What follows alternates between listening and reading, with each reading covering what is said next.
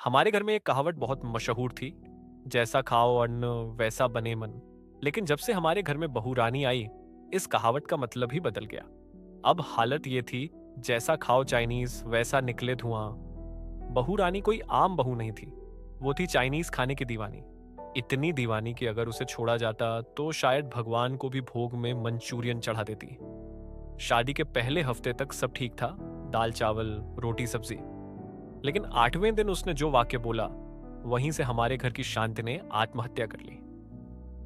Mummy जी, अब रोज मैं खाना बनाऊंगी, और वो भी चाइनीज। माँ ने मुस्कुराकर कहा, ठीक है बहू, कभी कभार बना लेना। पर बहू रानी के शब्दों में कभी कभार का मतलब था सुबह, दोपहर, शाम और रात। पहले दिन नाश्ते में वेज मोमोज। पापा ने मोमोज को ऐसे देखा जैसे ये कोई नई प्रजाति का फल हो। इसमें रोटी कहाँ है? पापा ने पूछा।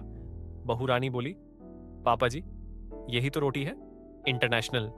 पहला कौर मुंह में गया, दूसरा कौर गया, तीसरे कौर पर पापा की आंखें बाहर आने। ये मोमोज है या लाल मिर्च का गोला? माँ तुरंत पानी लेकर आई। दोपहर में बहू रानी ने बनाया हक्का नूडल्स और चिल्ली पनीर। रसोई से ऐसी खुशबू आ रही थी जैसे मिर्चियों की शादी हो रही। मैंने डरते डरते पूछा, भाभी, इसमें मिर्च कम है ना? वो बोली, अरे नहीं, बिल्कुल नॉर्मल है। उसका नॉर्मल हमारे लिए इमरजेंसी था। पहला निवाला खाते ही मेरा पेट अंदर से बोल उठा, भाई, ये क्या दुश्मनी है? पेट बेहाल, जीभ सुन्न और मुंह से ऐसे धुआं निकल रहा था जैसे ट्रेन छूट। 3 दिन में ही हमारे घर का मेन्यू पूरी तरह बदल चुका था। दाल गायब, रोटी लापता, चावल भगोड़ा, अब बस noodles, Manchurian, soup, spring roll. माँ पूजा के लिए जाती तो भगवान के आगे भी सोचती, अगर बहू ने भोग बना दिया तो क्या होगा? पापा अब अखबार नहीं पढ़ते थे, बल्कि पेट पकड़कर बैठते थे। इस घर में रहना है तो पेट को मजबूत बनाना पड़ेगा, वो गंभीर स्वर में कहते। एक दिन पड़ोस वाली शर्मा आंटी आई। भाभी, क्या बना है? पूरा मोहल्ला खुशबू से भर गया। माँ ने धीरे से कहा, बहू का चाइनीज। आंटी ने छक लिया। 2 सेकंड बाद, अरे बाप रे! आंटी सीधे नल की तरफ दौड़ी।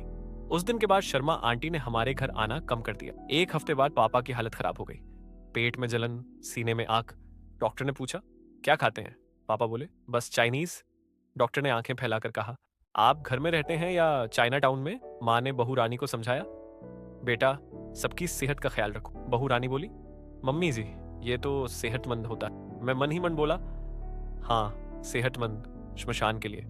एक दिन बहू रानी मायके गई। उस दिन माँ ने दाल चावल बनाया।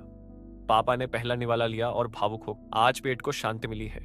मैंने कहा, लगता है बहू रानी की दीवानी छुट्टी पर है। जब बहू वापस आई तो हमने नियम बना दिया, हफ्ते में सिर्फ एक दिन चाइनीज। बहू रानी थोड़ी नाराज हुई पर समझ गई। अब हमारे घर में दीवानी भी है और देसीपन भी। कहानी की सीख, किसी एक चीज की दीवानगी अगर हद से बढ़ जाए तो प्यार भी परेशानी बन जाता है। खाना स्वाद से खाओ, लेकिन दूसरों का पेट चलाकर नहीं।